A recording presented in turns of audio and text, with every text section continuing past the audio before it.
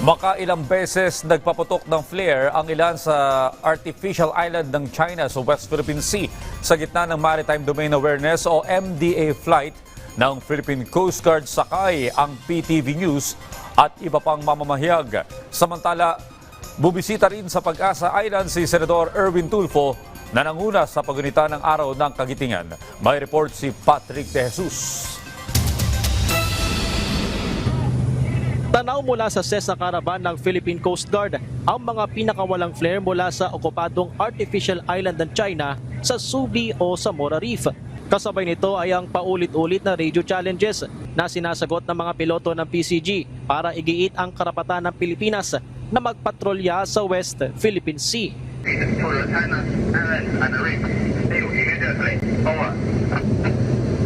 Philippine Coast Guard aircraft PCG 2081 and we are conducting routine maritime patrol. We will proceed to our destination. Over.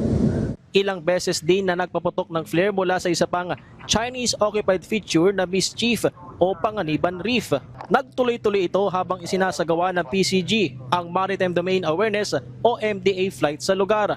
Although ang flare na pinalipad nila ngayon is significantly far from the aircraft, but the tendency is paano nga kung mas maabutin ito ang aircraft natin, then definitely it's endangering the safety ng eroplano natin. Na-detect din ang pagbuntot ng isang Chinese aircraft.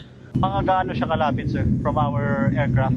Pinakamalapit, sir, is 5 miles. Pero may ginawa tayong adjustment para kahit pa paano hindi makahabol or hindi makalapit po yung Chinese aircraft.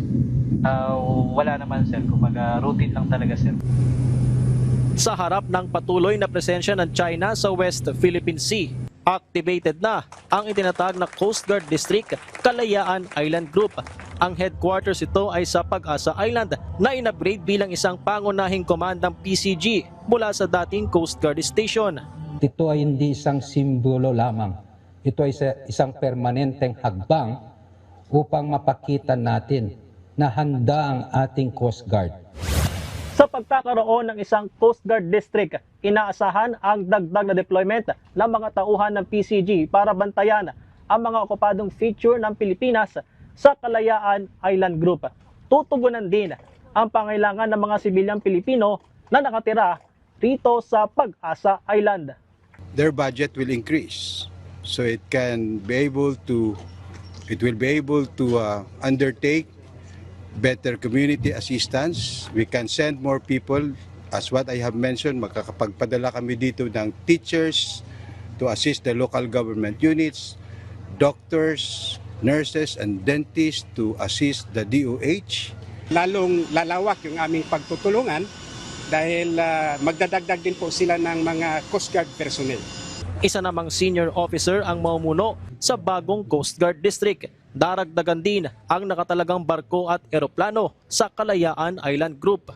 So it will mean more law enforcement operation and we will ensure na ma-protect natin ang ating karagatan dito. Kasabay nito ay bumisita rin sa unang pagkakataon sa Pag-asa Island si Senador Erwin Tulfo. Bilang chairperson ng Senate Foreign Relations Committee, tiniyak ni Tulfo ang pagsuporta para sa karagdagang development sa Pag-asa Island at iba pang maritime features sa West Philippine Sea. Iginiit din niyang hindi dapat isuko ang KIG. Nakakalungkot kasi there are people na let's just give this up. Hindi sa atin ito. It's really painful. Sa 2027, mag-allocate tayo ng pondo rito sa GAA.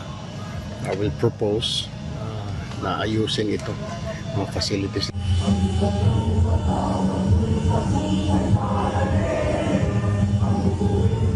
Pinangunahan naman ni Tulfo ang paggunita sa Araw ng Kagitingan sa Pag-asa Island at kinilala ang kontribusyon ng mga nagbabantay sa lugar. Mula sa Kalayaan Island Group, West Philippine Sea, Patrick De Jesus para sa Pambansang TV sa Bagong Pilipinas.